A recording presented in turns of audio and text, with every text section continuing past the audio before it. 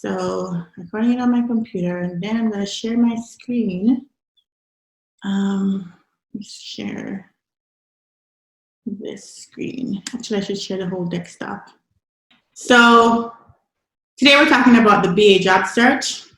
We kind of talked about this. We've been talking about this for a while. But this is very important because as a part of the program, you are going to have to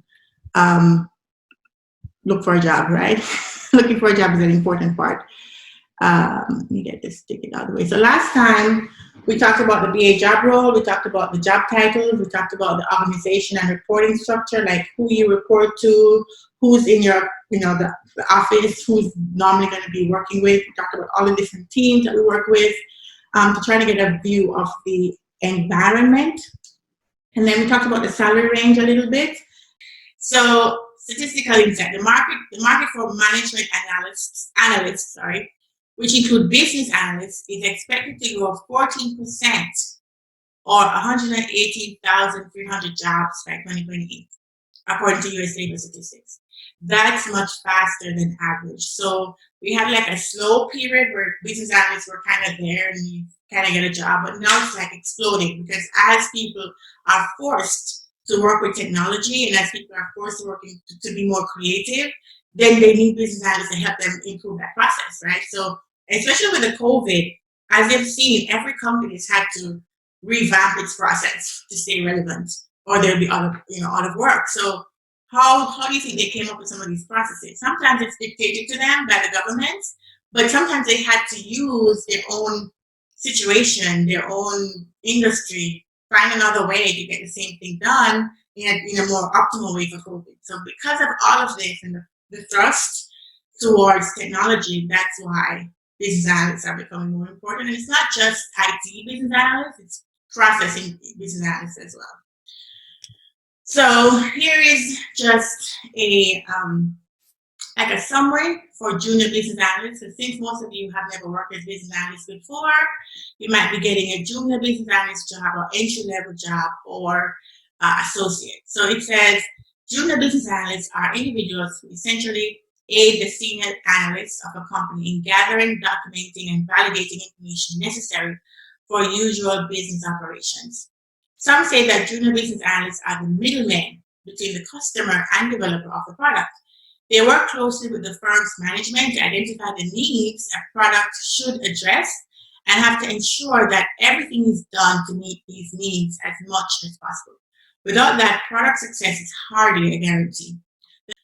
So we're going to run into resumes, right? So you can't get a job without actually having the resume skills. So there's a bunch of things, and I'm sure if you do any research, there's like a ton of advice.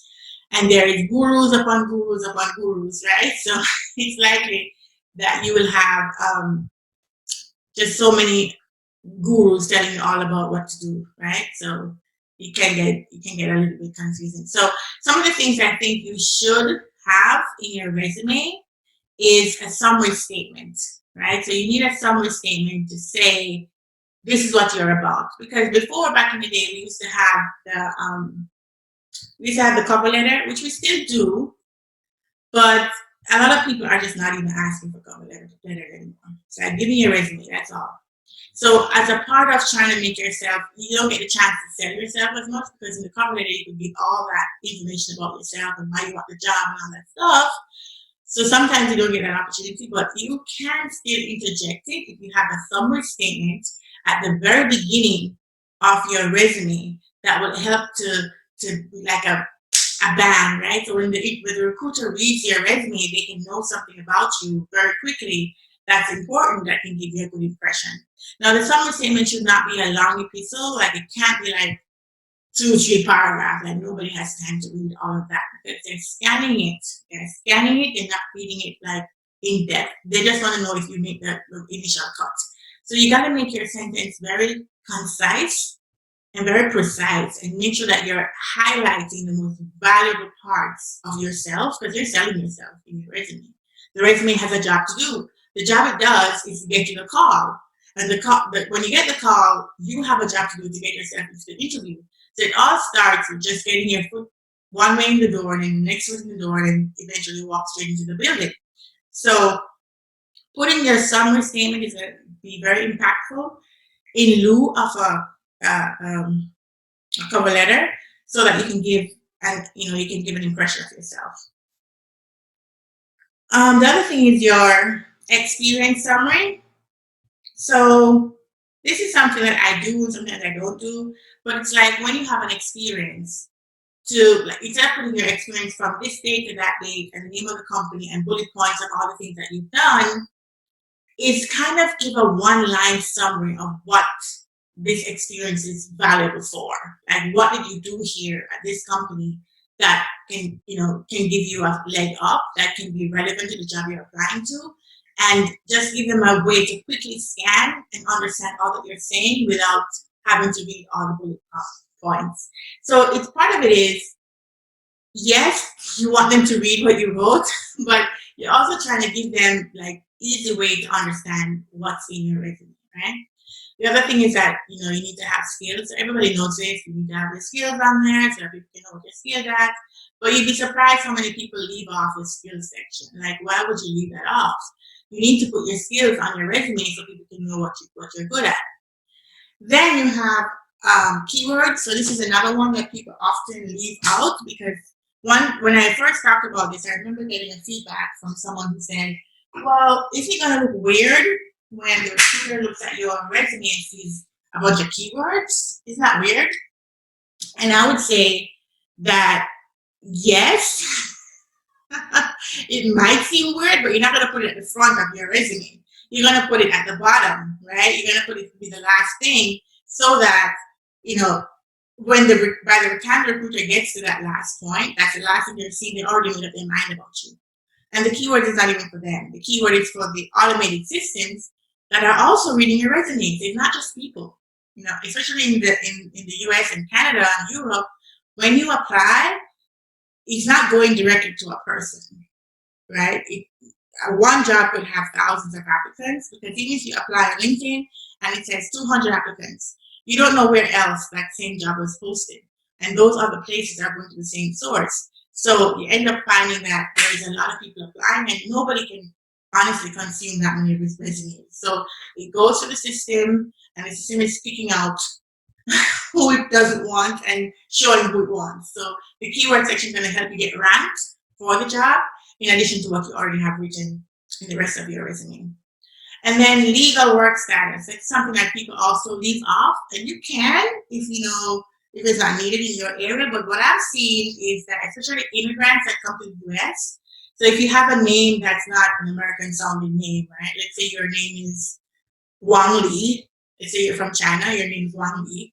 Then people might wonder if you're even legal. So if you've noticed, as an immigrant, they always ask you if you have the legal status to work. They're going to ask you if you're a green card holder or a citizen or whatever. So that's normally on the form anyway when you're applying, and that's going to kick you out if you don't say the right thing. But I've seen people put it on their actual resume to say citizen of America or permanent green card holder, just to confirm whoever's reading it that you have the status to be working in the country. So you may or may not want to do that, but I'm just throwing that out there, that could be something that you might want to add to your resume as well. Does anyone have any questions? Any questions on this? No? Can everybody hear me? Yeah. Can hear you. Yeah. I have to keep checking, because sometimes I have. Yes, we can hear you. Good. Okay. So as I said, like, there is a little section at the beginning of your resume that you should use for your, you can call it summary, you can call it, like this one says career objective or something, but it's a little blurb. It's a blurb about what you are and what value you're bringing if you get employed. So in this example, I have a few here. This person said, detail-oriented business analyst with 3 years of experience in meticulous and intensive work across multiple industries. Now, I think this is a little bit too vague. Personally, I think it's a little vague. It doesn't say as much as I would like it to say. But then you get the idea. Like, you need a short blurb about yourself before they get into the details of your education and your experience. Here's another one that says, solution-driven business analyst with experience leading cross-functional teams in the development, documentation, and delivery of process innovation, driving the attainment of business goals. Seek opportunity to transform company practices into fresh, cost-effective solutions, leading to more efficient operations. Now, this one I like a little bit more because it gets into more detail of what you're doing. So you're saying that you have cross-functional ability. You can document and deliver process innovations and stuff like that. What I don't like about it is that it says seek opportunity to transform. If I'm applying to a job specifically at, let's say, AT&T, I'd say seek opportunity at AT&T to do so and so because I want them to know it's focused on them and I want the job with them. That might mean that you have to do this for each job you're applying to, and people don't like to do that. They want to have one resume they just send to everybody.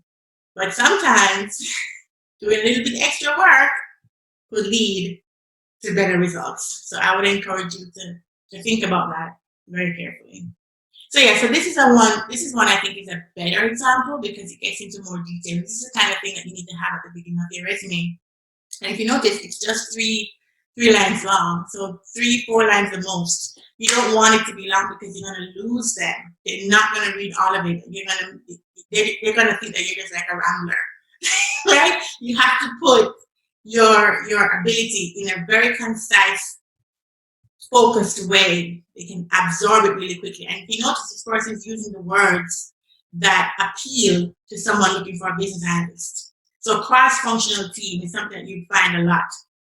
Documentation, delivery of process innovation, right? Those are the things that people want to hear when they're talking to business analysts. So this is great.